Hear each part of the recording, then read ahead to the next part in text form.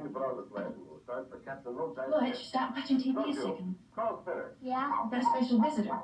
Spinner! Now, do you remember when I told you your daddy died in the POW camp?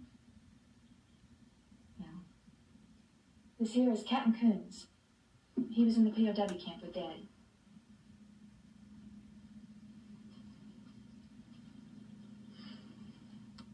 Hello, little man. Boy, I sure heard a bunch about you. See, I was a good friend of your dad's.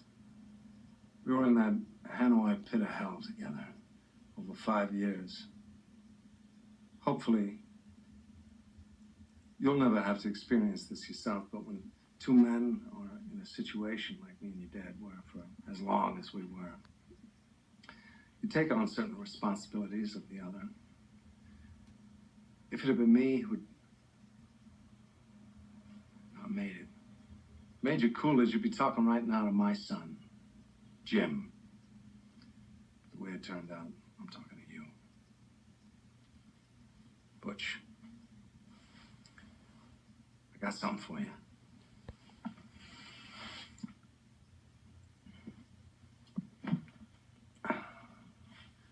This watch I got here was first purchased by your great-grandfather during the First World War. It was bought in a little general store in Knoxville, Tennessee. Made by the first company to make wristwatches. Up till then, people just carried pocket watches. It was bought by private doughboy Orion Coolidge on the day he set sail for Paris. This was your great-grandfather's war watch, and he wore it every day he was in that war. And he'd done his duty, went home to your great-grandmother, took the watch off, put in an old coffee can, and in that can it stayed till your granddad, Dane Coolidge, was called upon by his country to go overseas and fight the Germans once again. It's time to call it World War II. Great-grandfather gave this watch to your granddad for good luck.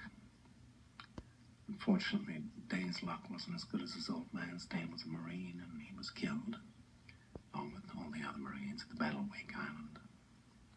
Granddad was facing death. He knew it.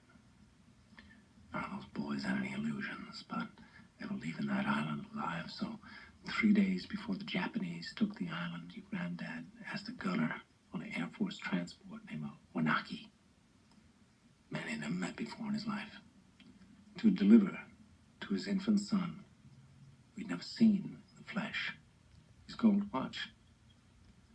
3 days later, your granddad was dead, but Wanaki kept his word. After the war was over, he paid a visit to your grandmother, delivering to your infant father his dad's gold watch. This watch.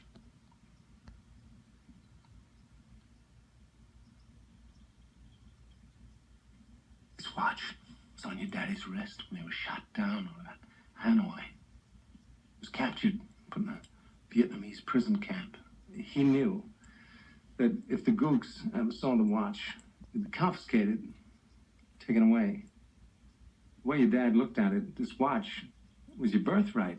He'd be damned if any slope's gonna put the greasy yellow hands on his boy's birthright, so he hid it. In one place he knew he could hide something, his ass. 5 long years he wore this watch, up his ass. Then he died of dysentery. He gave me the watch. I hid this uncomfortable hunk of metal up my ass 2 years. Then, after 7 years, I was sent home to my family. Now, little man, I give the watch to you.